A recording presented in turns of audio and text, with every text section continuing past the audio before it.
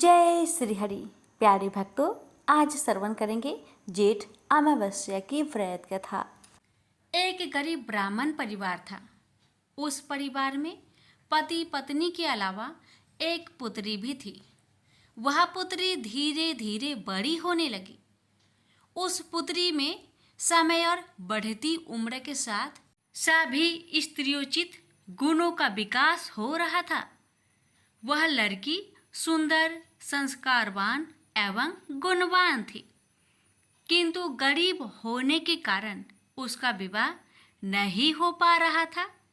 एक दिन उस ब्राह्मण के घर एक साधु महाराज पधारे। वो उस कन्या के सेवा भाव से काफी प्रसन्न हुए। कन्या को लंबी आयु का आशीर्वाद देते हुए साधु ने कहा कि इस कन्या के हथेली में विवाह योग रेखा नहीं है। तब ब्राह्मण दंपति ने साधु से उपाय पूछा कि कन्या ऐसा क्या करे कि उसके हाथ में विवाह योग बन जाए। साधु ने कुछ देर विचार करने के बाद अपनी अंतर्दृष्टि से ध्यान करके बताया कि कुछ दूरी पर एक गांव में सोना नाम की धोबिन जाति की एक महिला अपने बेटे और बहू के साथ रहती है, जो बहुत ही आचार विचार और संस्कार संपन्न तथा पति परायण है। यदि यह कन्या उसकी सेवा करे और वह महिला इसकी शादी में अपने मांग का सिंदूर लगा दे, उसके बाद इस कन्या का विवाह हो तो इस कन्या का वैधव योग मिट सकता है। साधु ने ये भी बताया कि वह महिला कहीं आती जाती नहीं है। यह बात सुनकर ब्राह्मणी ने अपने बेटी से धोबिन की सेवा करने की बात कही। अगले दिन कन्या प्रातः काल ही उठकर सोना धोबिन के घर जाकर साफ सफाई और अन्य सारे काम करके अपने घर वापस आ जाती। एक दिन सोना धोबिन अपनी बहू से पूछती है कि तुम तो सुबह ही उठकर सारे काम कर लेती हो और पता भी नहीं चलता। बहू ने कहा, माँ जी, मैंने तो सोचा कि आप ही सुबह उठकर सारे काम खुद ही खत्म कर लेती हैं। मैं तो देर से उठती हूँ। इस पर दोनों सास बहू निगरानी करने लगी कि कौन है जो सुबह ही घर का सारा काम करके चला जाता है। कई दिनों के बाद धोबिन ने देखा कि एक कन्या मुंह अंधेरी घर में आती है और सारे काम करने के बाद चली जाती है। जब वह जाने लगी तो सोना धोबिन उसके पैरों पर गिर पड़ी। पूछने लगी कि आप कौन हैं और इस तरह छुपकर मेरे घर की चाकरी क्यों करती है। तब कन्या ने साधु द्वारा कही गई सारी बात बताई। सोना धोबिन पति परायण थी, उसमें तेज था। वह तैयार हो गई। सोना धोबिन के पति थोड़ा अस्वस्थ थे। उसने अपनी बहू से अपने लौट आने तक घर पर ही रहने को कहा। सोना धोबिन ने जैसे ही अपने मांग का सिंदूर उस कन्या की मांग में लगाया, उसका पति मर गया। उसे इस बात का पता चल गया। वह घर से निराजल ही चली थी, यह सोचकर कि रास्ते में कहीं पीपल का पेड़ मिलेगा तो उसे भौरी देकर और उसकी परिक्रमा करके ही जल ग्रहण करेगी। उस दिन सोमवती अमावस्या थी। ब्राह्मण के घर मिले हुए पकवान की जगह उसने ईंट के टुकड़ों से 108 बार भौरी देकर 108 बार पीपल के पेड़ की परिक्रमा की और उसके बाद जल ग्रहण किया। ऐसा करते ही उसके पति के मुर्दे शरीर में वापस जान आ गई। धोबिन का पति वापस जीवित हो उठा। इसलिए सोमवती अमावस्या के दिन से शुरू करके जो व्यक्ति हर अमावस्या के दिन भौरी देता है, उसके सुख और सौभाग्य में वृद्धि होती है।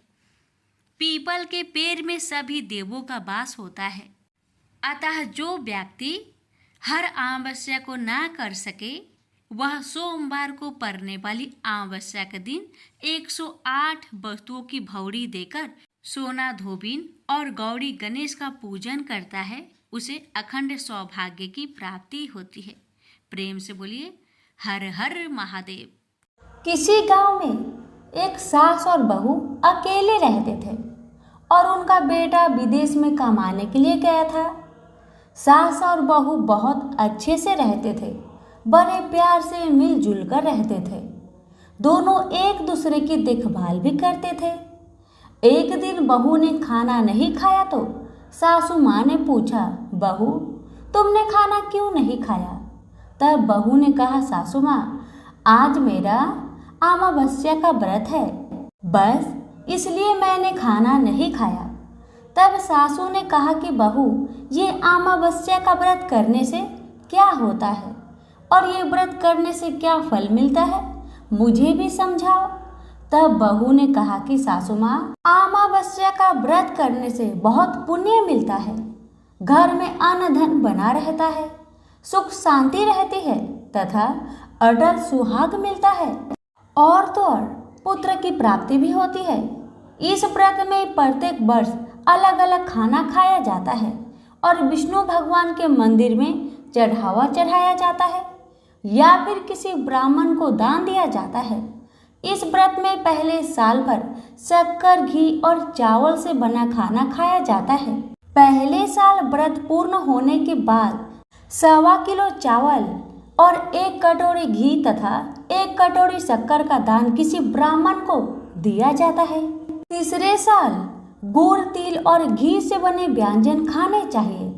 जब तीसरे साल व्रत पूर्ण हो जाए तो आधा किलो तिल, गुड़ तथा 1 कटोरी घी किसी मंदिर में चढ़ाया जाता है या फिर किसी ब्राह्मण को दान दिया जाता है। इसे ही अमावस्या व्रत कहा जाता है। फिर बहू ने कहा कि इस व्रत का अगर संकल्प लेते हैं तो इसे पूरा करना जरूरी होता है या नहीं। अगर पूरा नहीं कर सकते हैं तो सास बहू में झगड़ा और घर में अशांति आती है। बहू ने बताया। तब सासू ने कहा कि मेरी तो उम्र हो गई है, लेकिन तुम यह व्रत करो। और बहू यह व्रत का आरंभ करती है। लेकिन एक दिन बहू ने किसी के कहने पर गेहूं से बनी रोटी खा ली और अमावस्या माता इस बात से नाराज हो गई। जो सास और बहू बहुत ही प्यार से रहती थी, इन दोनों के बीच झगड़े होने लगे। सभी गांव वाले भी हैरान हो गए कि यह सब क्या हो रहा है। सास अपनी बहू को कहने लगी कि तुम जब से हमारे घर में बहू बन के आई हो तब से हमारे घर की लक्ष्मी चली गई है, तुम हमारे लिए शुभ नहीं हो। तब बहू ने कहा कि आपके घर की लक्ष्मी चली गई है तो कहाँ मिलेगी, मुझे बताओ, मैं लक्ष्मी को लेकर आऊंगी। तब सासू ने कहा कि लक्ष्मी तुमको समुद्र के बीच में भगवान विष्णु के पैर दबाते हुए मिलेगी। तब बहू यह कहकर चली जाती है कि अब जब तक मैं लक्ष्मी को लेके ना आऊंगी तब तक इस घर में पैर नहीं रखूंगी। इतना कहकर बहू लक्ष्मी खोज में निकल जाती है। जब बहू लक्ष्मी खोजने में निकलती है तब उसे बीच रास्ते में एक गाय माता मिलती है। वह बहू से पूछती है कि आप कहाँ जा रही हो। तब बहू ने कहा, हे गाय माता, मेरी सासू मुझे कहती है कि मेरे आने से उनके घर की अन्न धन की कमी हो गई है और उनके घर की लक्ष्मी चली गई है, तो मैं लक्ष्मी जी को लेने जा रही हूँ। गाय माता ने कहा, हे बेटी, अगर तुम जा ही रही हो तो भगवान से मेरे बारे में पूछ भी लेना। तब बहू बोलती है कि ठीक है गाय माता, बताओ मैं आपके बारे में भगवान से क्या पूछूंगी। तब गाय माता बोलती है कि मेरा जब भी बछड़ा होता है वह मर जाता है, जिंदा नहीं रहता।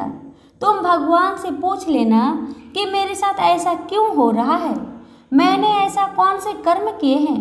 तब बहू बोली, गाय माता, मैं आपके बारे में जरूर पूछ लूंगी। यह कहकर बहू आगे बढ़ी। अब आगे चलते ही बहू को एक घोड़ी मिलती है जिसके गले में घंटी बंधी हुई होती है। घोड़ी ने भी कहा कि बेटी, तुम मेरे दुख का निवारण भी भगवान से पूछ लेना। तब बहू ने कहा, जरूर पूछ लूंगी। यह कहकर बहू आगे बढ़ती है। आगे जाते ही बहू को एक अंधा और बहरा बुजुर्ग मिलता है। वह भी बहू से अपनी समस्या भगवान से पूछने के लिए कहता है। तब बहू उसकी समस्या भी भगवान से पूछने का कहकर आगे बढ़ती है। आगे जाते ही बहू को एक बूढ़ी औरत मिलती है जो हाथ और पैर से अपाहिज होती है। वह भी बहू से अपनी समस्या भगवान को पूछने के लिए कहती है। तब बहू उसके समस्या को भी पूछने के लिए तैयार हो जाती है और आगे बढ़ती है। आगे जाते ही बहू थक जाती है और एक आम के पेड़ के नीचे बैठ जाती है। तब आम का पेड़ खुश होकर बहू से पूछता है, बेटी तुम कहाँ से आई हो और कहाँ जा रही हो? तो तब बहू बताती है वह लक्ष्मी को लेने जा रही है। तब पेड़ भी अपनी समस्या भगवान को पूछने के लिए कहता है कि मेरे पेड़ पर लगे आम खट्टे ही क्यों होते हैं, इस बारे में भगवान को जरूर पूछना। तब बहू उसकी समस्या लेकर आगे बढ़ती है। आगे जाते ही बहू को एक तलाई मिलती है। वह भी बहू को बताती है कि तुम भगवान से पूछना कि मेरी तलाई का पानी इतना मैल क्यों है, कोई भी इसे नहीं पीता है। तब बहू कहती है, जरूर पूछ लूंगी, और कहकर आगे बढ़ती है। बहुत दिनों जंगल में चलते चलते बहू थक जाती है। उसे भूख भी लगी होती है, लेकिन खाने को नहीं मिलने से वह थक जाती है और जंगल में बेहोश हो जाती है। और भगवान का चमत्कार देखिए, उसी समय भगवान विष्णु और माता लक्ष्मी वह विचरण करते हुए आते हैं। तब माता लक्ष्मी विष्णु जी से कहती है, हे नाथ, यह आपकी बहुत बड़ी भक्त है, आप इसके दुखों का निवारण करें। तब भगवान विष्णु कहते हैं कि इस संसार में बहुत जीव दुखी है, सभी अपने अपने कर्मों का फल भोग रहे हैं, किस किस के दुख का निवारण मैं करूं? तब माता लक्ष्मी ने विष्णु से विनती की और कहा कि वह भूखी प्यासी है और इसे यहाँ अगर ऐसे ही छोड़ दिया जाए तो जंगली जानवर उसे अपना शिकार बना लेंगे। माता लक्ष्मी की बात सुनकर भगवान विष्णु एक साधु का वेश धारण करते हैं और बहू के पास जाते हैं और उसे होश में लाते हैं। बहू के होश में आते ही साधु वेश में भगवान उससे पूछते हैं कि वह यहाँ क्यों आई है और कहाँ जा रही है। तब बहू पूरी बात बताती है। उसकी बात सुनकर भगवान विष्णु और माता लक्ष्मी प्रकट होते हैं। उनके साथ अमावस्या माता भी प्रकट होती है। बहू उनके चरणों में गिरकर वंदना करती है। अमावस्या माता बहू को कहती है कि बेटी, तूने मेरे व्रत को खंडित किया है, इसी की सजा मिली है, लेकिन तुम्हें अब मैं माफ करती हूँ और तुम घर जाओ। तुम्हारा घर अन्न धन से संपन्न होगा, तुम्हारा घर सुंदर महल में बदल जाएगा और तुम्हारी सभी मनोकामना पूर्ण होगी। यह सब होने के पश्चात बहू रास्ते में जो भी मिला उन सभी के दुखों का निवारण करने के लिए विनती करती है। तब भगवान विष्णु बोलते हैं कि गाय ने कभी अपना दूध किसी को नहीं पिलाया, उस वजह से उसके बछड़े जिंदे नहीं रहते हैं। तुम उसका दूध पी लेना, जिससे उसके बछड़े जिंदा रहने लगेंगे। और घोड़ी पिछले जन्म में आटा पीसने वाली महिला थी। वह किसी को आटा पीस के नहीं देती थी, इसलिए उसके गले में चक्की के पाट बंधे हुए हैं। तुम उसके पाट खोल देना, वह बिल्कुल ठीक हो जाएगी। बुजुर्ग कभी भगवान के मंदिर नहीं गया और ना ही उसने कभी भगवान के भजन सुने। तुम उसको मंदिर ले जाना और दर्शन करवा देना, वह भी ठीक हो जाएगा। बुजुर्ग महिला जो थी उसने कभी भी अपने जवानी में दान पुण्य नहीं किया, इसलिए उसे यह सजा मिली है। तुम उसे दान करवा देना तो उसकी विकलांगना दूर हो जाएगी। उस आम के पेड़ ने कभी किसी बच्चे को अपने आम खाने को नहीं दिए, इसलिए उसके सभी फल खट्टे होते हैं। तुम उस पेड़ का आम खा लेना, फिर उस पेड़ पर मीठे आम आ जाएंगे। तलाई का पानी पिछले जन्म में देवरानी जेठानी थी, वह हमेशा झगड़ती रहती थी, इसलिए उसका पानी मैला है। तुम उसका पानी पी लेना, वह तलाई शुद्ध हो जाएगी। बहू ने भगवान विष्णु, माता लक्ष्मी और अमावस्या माता को नमन करके घर जाने के लिए निकलती है और रास्ते में उसे जो भी मिला उनके सभी समस्या भगवान के कहे अनुसार दूर करती गई। सभी उसे आशीर्वाद देते हैं। घर जाते ही उसका घर एक सुंदर महल में परिवर्तन हो जाता है तथा घर में अन्न धन भरा मिलता है। अब बहू सासू से कहती है कि सासू माँ, आपने सच कहा था, मैं आपके लिए शुभ नहीं हूँ। मेरे जाने से ही आपके घर में लक्ष्मी आई है। अब आप यहाँ रहे, मैं मरने जा रही हूँ। तब सासू ने कहा कि हे बेटी, यह सब तुम्हारे अमावस्या व्रत का फल हमें मिला है। तुम यहाँ पर ही रहोगी, कहीं नहीं जाओगी। और सास बहू खुशी खुशी रहने लगे। एक दिन उसका बेटा भी विदेश से लौट आया और घर में यह सब देखा। तब उसकी माँ ने सब बात उसे बताई। इस तरह वह लोग खुशी खुशी अपना जीवन व्यतीत करने लगे। तो सभी प्रेम से बोलिए, लक्ष्मी नारायण की जय, अमावस्या माता की जय। तुलसी माता और गणेश भगवान की कथा। भगवान श्री गणेश को तुलसी नहीं चढ़ती। इसके पीछे पुराणों में एक रोचक कथा मिलती है। एक समय में धर्मात्मज नाम के राजा हुआ करते। उनकी कन्या तुलसी यौन अवस्था में थी। अपने विवाह की इच्छा लेकर तीर्थ यात्रा पर निकल पड़ी।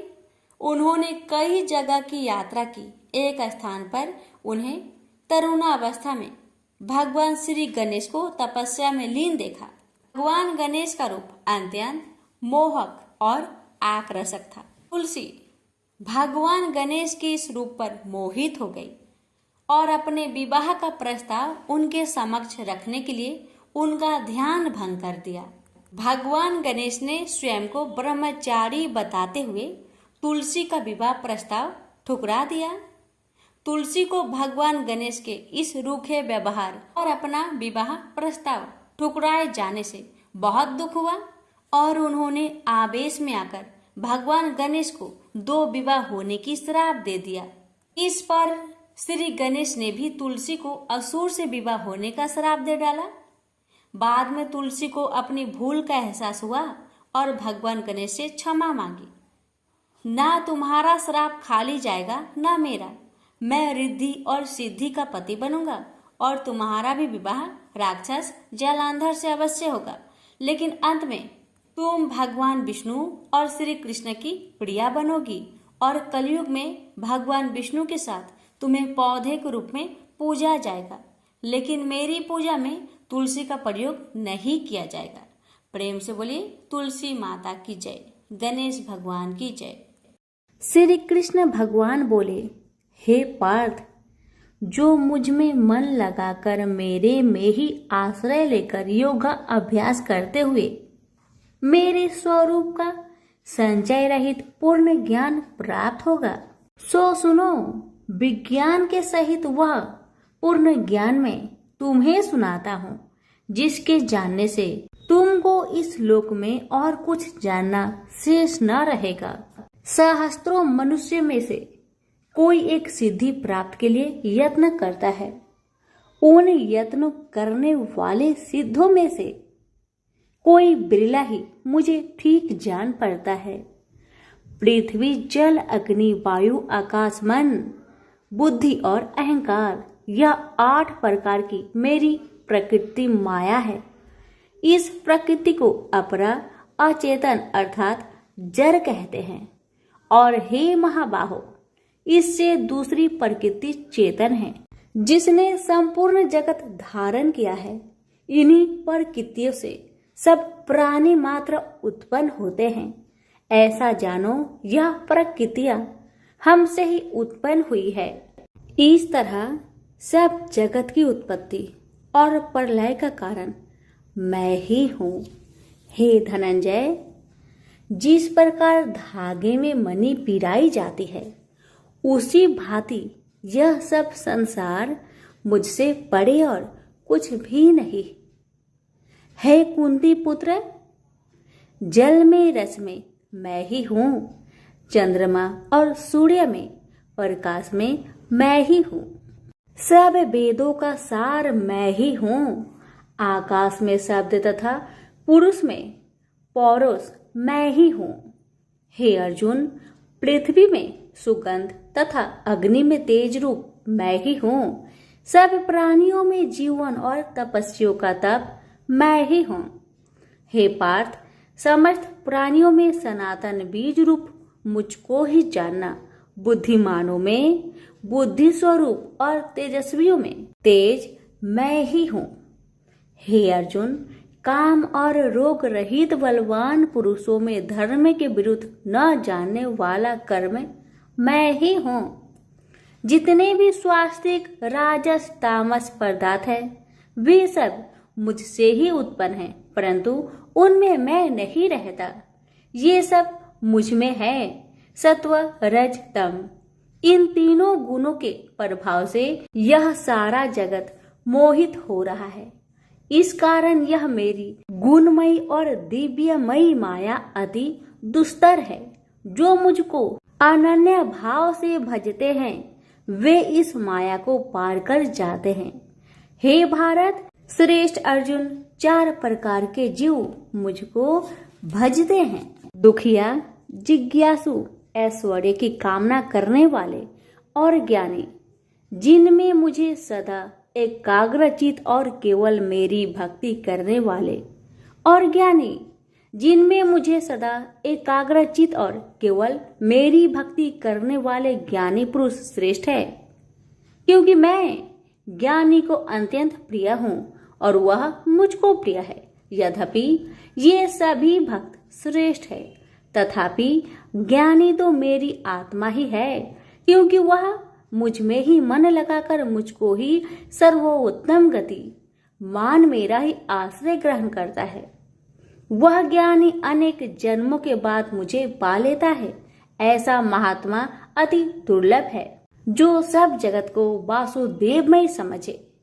हे अर्जुन, जो भक्त श्रद्धा पूर्वक जिस जिस देवता का पूजन करना चाहते हैं उन पुरुषों की उस श्रद्धा को मैं ऋण कर देता हूँ। यह उस श्रद्धा से मुक्त होकर उस देवता की आराधना करता है, फिर उसको मेरे ही रचे हुए काम का फल प्राप्त होते हैं। परंतु उन अल्प बुद्धि वालों का फल नाशवान है। देवताओं की आराधना करने वाले देवताओं को मिलते हैं और अव्यय, अविनाशी, अच्युत्यम स्वरूप को न जानकर मंद बुद्धि लोग मुझे अव्यक्त को व्यक्त मानते हैं। मैं योग माया से आच्छादित होने के कारण सबको नहीं दिखता। उसी से मूर्ख लोग अनादि तथा अविनाशी मुझको नहीं जानते। हे अर्जुन, मैं भूत भविष्य और वर्तमान के सभी प्राणियों को ही जानता हूँ, पर मुझे कोई भी नहीं जानता।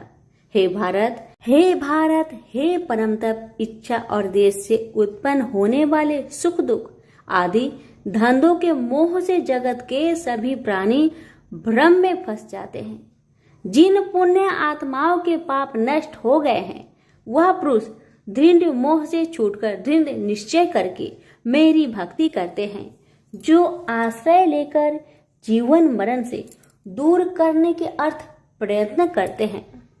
वे पुरुष ब्रह्मा आत्मज्ञान अपने चित्त को निश्चल रखकर उसका संगम करता है और अंत कारण की समाधि लगाता है।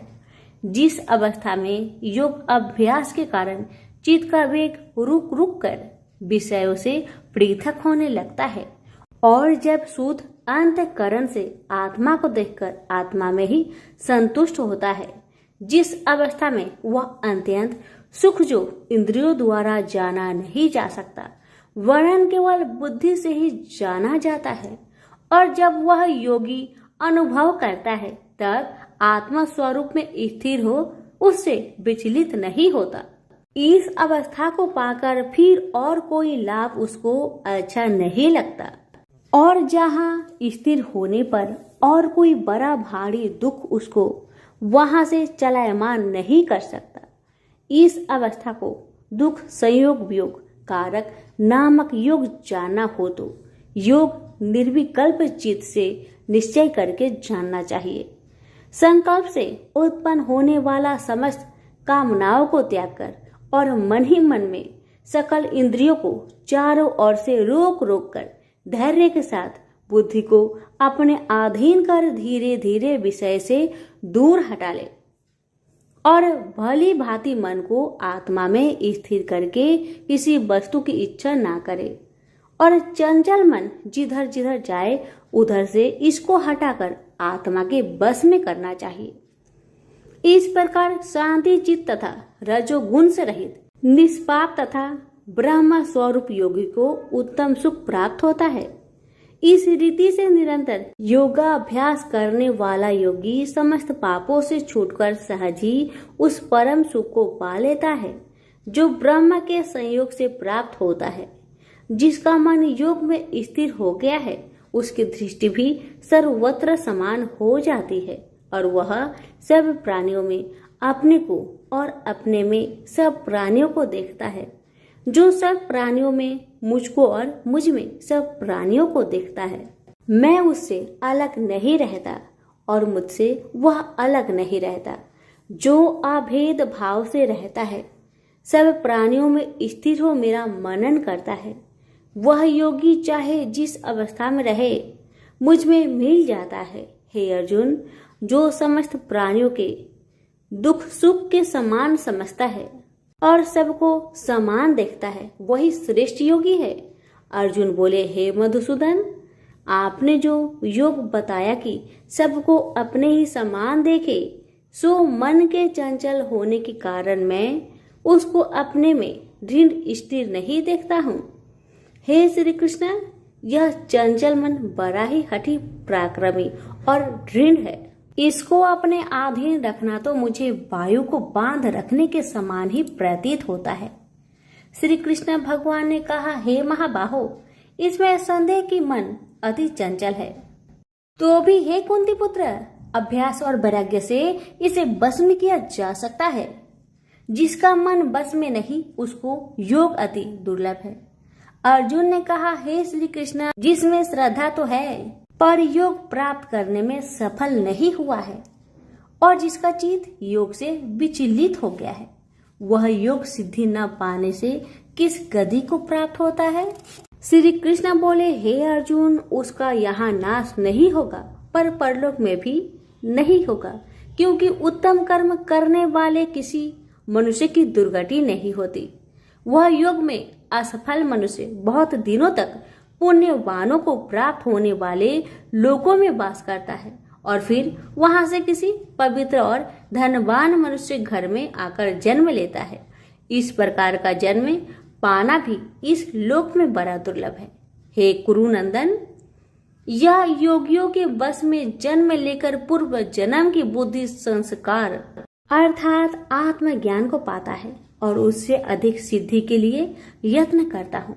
पूर्व जन्म में किए योग अभ्यास के बल में अनेक विघ्नों को पड़ने पर भी यह मोक्ष को प्राप्त होता है। योग की केवल इच्छा ही हो तो पुरुष शब्द ब्रह्म के परे जा पहुंचता है। जो बड़े परिश्रम और यत्न से योग अभ्यास करता है वह पापों से छूट मोक्ष को पाता है। बड़े तपस्वियों से योगी श्रेष्ठ है। जो शुद्ध होकर अनेक जन्मों में परिश्रम करके सफल होता है और ज्ञानियों से भी योगी श्रेष्ठ है। इसलिए हे अर्जुन, तुम योगी बनो। केवल मुझ में ही मन लगाकर योग प्राप्ति के लिए जो मेरा भजन करता है उसको समस्त योगियों के मध्य से मैंने अत्यंत श्रेष्ठ माना है। प्रेम से बोलिए श्री कृष्ण भगवान की जय। अब सुनिए श्रीमद् भगवत गीता पाठ अध्याय 7 की महात्म्य। भगवान शिव कहते हैं, हे पार्वती, अब मैं 7वें अध्याय का महात्म्य बतलाता हूँ, जिसे सुनकर कानों में अमृत राशि भर जाती है। पाटलिपुत्र नामक एक दुर्गम नगर है जिसका गोपुर बहुत ही ऊंचा है। उस नगर में शंकुकर्ण नामक एक ब्राह्मण रहता था। उसने वैश्य वृत्ति का आश्रय लेकर बहुत धन कमाया, किंतु ना तो कभी पितरों का तर्पण किया और न देवताओं का पूजन ही। वह धनोपार्जन में तत्पर होकर राजाओं को ही भोज दिया करता था। एक समय की बात है, उस ब्राह्मण ने अपना चौथा विवाह करने के लिए पुत्र और बंधुओं के साथ यात्रा की। मार्ग में आधी रात के समय जब वह सो रहा था, तब एक सर्प ने कहीं से आकर उसकी बाह में काट लिया। उसके काटते ही ऐसी अवस्था हो गई कि मणि, मंत्र और औषधि आदि से भी उसके शरीर की रक्षा असाध्य जान पड़ी। तत्पश्चात कुछ ही क्षणों में उसके प्राण पेखरू उड़ गए। वह प्रेत बना। फिर बहुत समय के बाद वह प्रेत सर्प योनि में उत्पन्न हुआ। उसका बीत धन की वासना में बंधा था। उसने पूर्व वृत्तांत को स्मरण करके सोचा, मैंने घर के बाहर करोड़ों की संख्या में अपना जो धन गार रखा है, उससे इन पुत्रों को वंचित करके स्वयं ही उसकी रक्षा करूंगा। सांप की योनि से पीड़ित होकर पिता ने एक दिव्य सपना में अपने पुत्र के समक्ष आकर अपना मनोभाव बताया। तब उसके पुत्र ने सवेरे उठकर बड़े विस्मय के साथ एक दूसरे से सपने की बातें कही। उनमें से झंझला पुत्र कुदाल हाथ में लिए घर से निकला और जहां उसके पिता सर्प योनि धारण करके रहते थे, उस स्थान पर गया। यद्यपि उसे धन के स्थान पर ठीक ठीक पता नहीं था, तो भी उसने जीहो से उसका ठीक निश्चय कर लिया और लोभ बुद्धि से वहां पहुंचकर बाबी को खोदना आरंभ किया। तब उस बाबी से बड़ा भयानक सांप प्रकट हुआ और बोला, ओ मूर्ख, तू कौन है? किस लिए यहाँ आया है? यह बिल क्यों खोद रहा है? किसने तुझे भेजा है? ये सारी बातें मेरे सामने बता। पुत्र बोला, पिताजी, आपकी मुक्ति कैसे होगी? इसका उपाय मुझे बतलाइए, क्योंकि मैं इतनी रात को सब लोगों को छोड़कर आपके पास आया हूँ। पिता बोले, बेटा, गीता के अमृतमय 7वें अध्याय को छोड़कर मुझे मुक्त करने में तीर्थ, दान, तप और यज्ञ भी सर्वथा समर्थ नहीं है। केवल गीता का 7वां अध्याय ही प्राणियों के जरा, मृत्यु आदि दुखों को दूर करने वाला है। पुत्र, मेरे श्राद्ध के दिन गीता के 7वें अध्याय का पाठ करने वाले ब्राह्मण को श्रद्धा पूर्वक भोजन कराओ।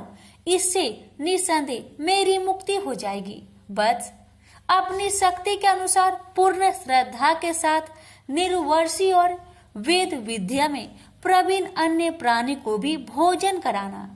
सर्प योनि में पड़े हुए पिता के यह वचन सुनकर सभी पुत्र ने उनकी आज्ञा अनुसार तथा उससे भी अधिक किया। अब शंकुकर ने अपने सर्प शरीर को त्याग कर दिव्य देह धारण किया और सारा धन पुत्रों के अधीन कर दिया। पिता ने करोड़ों की संख्या में जो धन उनमें बांट दिया था, उससे वे पुत्र बहुत प्रसन्न हुए।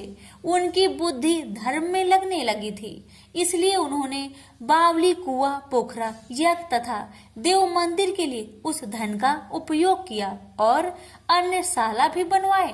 तत्पश्चात 7वें अध्याय का सदा जप करते हुए उन्होंने मोक्ष प्राप्त किया। हे पार्वती, यह तुम्हें 7वां अध्याय का महात्म्य बतलाया, जिसके श्रवण मात्र से मानव सब पातकों से मुक्त हो जाता है। प्रेम से बोलिए उमापति शंकर भगवान की जय। गणेश जी की कथा। पौराणिक कथा के अनुसार एक समय की बात है कि भगवान विष्णु का विवाह माता लक्ष्मी जी के साथ निश्चित हुआ। विवाह की सभी तैयारी होने लगी। सभी देवी देवताओं को निमंत्रण भेजे गए, लेकिन भूलवश गणेश जी को निमंत्रण देना रह गया था। इधर भगवान विष्णु की बारात जाने का समय आ चुका था। सभी देवता अपनी पत्नियों के साथ विवाह समारोह में शामिल होने को आए, परंतु सभी देवी देवताओं ने देखा कि गणेश जी कहीं दिखाई नहीं दे रहे हैं। तब उन सभी ने आपस में चर्चा की, क्या गणेश जी को नहीं न्योता दिया गया या गणेश जी ही नहीं आए हैं। सभी को इस बात पर बहुत आश्चर्य हुआ। इस बात पर उन सभी ने विष्णु भगवान से ही इसका कारण पूछा। विष्णु भगवान से पूछने पर उन्होंने कहा कि हमने गणेश जी के पिता भोलेनाथ, महादेव और माता पार्वती को न्योता भेजा था, यदि गणेश जी अपने पिता के साथ आना चाहते तो आ जाते। अलग से उन्हें न्योता देने की कोई आवश्यकता भी नहीं थी। दूसरी बात यह है, उनको खाने में 1.25 मन मूंग, 1.25 मन चावल, 1.25 मन घी और 1.25 मन लड्डू का भोजन चाहिए। यदि गणेश जी नहीं आएंगे तो कोई बात नहीं, दूसरे के घर जाकर इतना सारा खाना पीना अच्छा भी नहीं लगता। इतना वार्ता कर ही रहे थे कि किसी एक ने सुझाव दिया, यदि गणेश जी आते तो उनको द्वारपाल बनाकर बैठा सकते थे कि आप घर की याद रखना। आप तो चूहे पर बैठकर धीरे धीरे चलोगे तो बारात में बहुत पीछे रह जाओगे। यह सुझाव सबको पसंद आ गया तो फिर विष्णु भगवान ने भी अपनी सहमति दे दी। तब गणेश जी को निमंत्रण देकर आमंत्रित किया और उनको समझा बुझाकर घर की रखवाली करने को बैठा दिया गया। बारात चल दी। तब नारद जी ने देखा कि गणेश जी तो दरवाजे पर ही बैठे हुए हैं, तो वे गणेश जी के पास गए और रुकने का कारण पूछा। गणेश जी कहने लगे कि विष्णु भगवान ने मेरा बहुत अपमान किया है। नारद जी ने कहा कि आप अपनी मूषक सेना आगे भेज दो तो वह रास्ता खोद देगी, जिससे उनके वाहन धरती में धंस जाएंगे। तब आपको सम्मान पूर्वक बुलाना पड़ेगा। अब तो गणेश जी ने अपनी मूषक सेना को आदेश दिया, जाओ, और सेना ने जमीन पोली कर दी। जब बारात वहां से निकली तो रथों के पहिए धरती में धंसने लगी। लाख कोशिश की परंतु पहिए नहीं निकले। सभी ने अपने अपने उपाय किए परंतु पहिए तो नहीं निकले, बल्कि जगह जगह से टूटने लगे। किसी को समझ में नहीं आ रहा था कि अब क्या किया जाए। तब तो नारद जी ने आकर कहा, आप लोगों ने गणेश जी का अपमान किया, जिस कारण यह विघ्न आ रहे हैं। यदि उन्हें मनाकर लाया जाए तो आपका कार्य सिद्ध हो सकता है और यह संकट टल सकता है। शंकर भगवान ने अपने दूत नंदी को भेजा और वे गणेश जी को लेकर आए। गणेश जी का आदर सम्मान के साथ पूजन किया गया। फिर रथ के पहिए निकलने लगे और यह संकट टल गया। अब रथ के पहिए निकल तो गए परंतु वे टूट फूट गए थे, तो उन्हें सुधारे कौन। पास के खेत में एक खाती काम कर रहा था। उसे बुलाया गया। खाती अपना कार्य करने से पहले श्री गणेशाय नमः कहकर गणेश जी की वंदना मन ही मन करने लगा। देखते ही देखते खाती ने सभी पहियों को ठीक कर दिया। तब खाती कहने लगा कि हे देवताओं, आपने सर्वप्रथम गणेश जी को नहीं मनाया होगा और न ही उनकी पूजन की होगी, इसलिए तो आपके साथ यह संकट आया है। मैं तो मूर्ख अज्ञानी हूँ, फिर भी पहले गणेश जी को पूजते हैं, उनका ध्यान करते हैं। आप लोग तो देवगण हैं, फिर भी आप गणेश जी को कैसे भूल गए। अब आप लोग भगवान श्री गणेश जी की जय बोलकर जाए तो आपके सब काम बन जाएंगे और कोई संकट भी नहीं आएगा। ऐसा कहते हुए बारात वहां से चल दी और विष्णु भगवान का लक्ष्मी जी के साथ विवाह संपन्न करा के सभी सकुशल घर लौट आए। हे गणेश जी महाराज, आपने विष्णु को जैसा कार्य सरियो ऐसा कार्य सबको सिद्ध करिजो। बोलिए गजानन भगवान की जय। लक्ष्मी माता की कहानी। एक बार लक्ष्मी जी ने मनोहर रूप यानी बहुत ही अद्भुत रूप धारण करके गायों के एक झुंड में प्रवेश कर लिया और उनके इस सुंदर रूप को देखकर गायों ने पूछा कि देवी, आप कौन हैं और कहां से आई हैं। गायों ने ये भी कहा कि आप पृथ्वी की अनुपम सुंदरी लग रही हो। तब गायों ने एकदम से कहा कि सच सच बताओ, आखिर तुम कौन हो और तुम्हें कहाँ जाना है। तब लक्ष्मी जी ने विनम्रता से गायों से कहा कि तुम्हारा कल्याण हो। असल में मैं इस जगत में अर्थात संसार में लक्ष्मी के नाम से प्रसिद्ध हूँ और सारा जगत मेरी कामना करता है, मुझे ही पाना चाहता है। मैंने दैत्यों को छोड़ दिया था और इसलिए वे सदा के लिए नष्ट हो गए। इतने ही नहीं, मेरे आश्रय में रहने के कारण इंद्र, सूर्य, चंद्रमा, विष्णु, वरुण तथा अग्नि आदि सभी देवता सदा के लिए आनंद भोग रहे हैं। इसके बाद माँ लक्ष्मी ने कहा कि जिनके शरीर में मैं प्रवेश नहीं करती वे सदैव नष्ट हो जाते हैं और अब मैं तुम्हारे शरीर में ही निवास करना चाहती हूँ। लेकिन इसके बाद भी कथा अभी खत्म नहीं हुई, क्योंकि गायों ने अब तक माँ लक्ष्मी को अपनाया नहीं था। गाय ने क्यों किया माँ लक्ष्मी का त्याग? देवी लक्ष्मी की इन बातों को सुनने के बाद गायों ने कहा कि तुम बड़ी चंचल हो, इसलिए कभी कहीं नहीं ठहरती। इसके अलावा तुम्हारा बहुतों के साथ भी एक सा ही संबंध है, इसलिए हमें तुम्हारी इच्छा नहीं है। तुम्हारी जहाँ भी इच्छा हो तुम चली जाओ। तुमने हमसे बात की, इतने में ही हम अपने आप को तुम्हारी कृतार्थ यानी तुम्हारी आभारी मानती हैं। गायों के ऐसा कहने पर लक्ष्मी ने कहा कि ये तुम क्या कह रही हो? मैं दुर्लभ और सती हूँ, अर्थात मुझे पाना आसान नहीं, पर फिर भी तुम मुझे स्वीकार नहीं कर रही। आखिर इसका कारण क्या है? यहाँ तक कि देवता, दानव, मनुष्य आदि सब कठोर तपस्या करके मेरी सेवा का सौभाग्य प्राप्त करते हैं, अतः तुम भी मुझे स्वीकार करो। वैसे भी इस संसार में ऐसा कोई नहीं जो मेरा अपमान करता हो। ये सब सुनकर गायों ने कहा कि हम तुम्हारा अपमान या अनादर नहीं कर रहे, केवल तुम्हारा त्याग कर रहे हैं, और वह सिर्फ इसलिए क्योंकि तुम्हारा मन बहुत चंचल है। तुम कहीं भी जमकर नहीं रहती, अर्थात एक स्थान पर नहीं रुक सकती, इसलिए अब बातचीत करने से कोई लाभ नहीं। तो तुम जहाँ जाना चाहती हो जा सकती हो। इस तरह से गायों ने माँ लक्ष्मी का त्याग कर दिया, क्योंकि गायों को मालूम था कि लक्ष्मी कभी किसी के पास नहीं रहती, बल्कि पूरे संसार में घूमती रहती है। पर फिर भी माँ लक्ष्मी ने हार नहीं मानी और इतना सब होने के बाद भी वार्तालाप जारी रखी। अब आखिर में माँ लक्ष्मी ने कहा, गायों, तुम दूसरे को आदर देने वाली हो, और यदि तुमने ही मुझे त्याग दिया तो सारे जगत में मेरा अनादर होने लगेगा। इसलिए तुम मुझ पर भी अपनी कृपा करो। मैं तुमसे केवल सम्मान चाहती हूँ। तुम लोग सदा सबका कल्याण करने वाली पवित्र और सौभाग्यवती हो, तो मुझे भी बस आज्ञा दो कि मैं तुम्हारे शरीर के किस भाग में निवास करूं।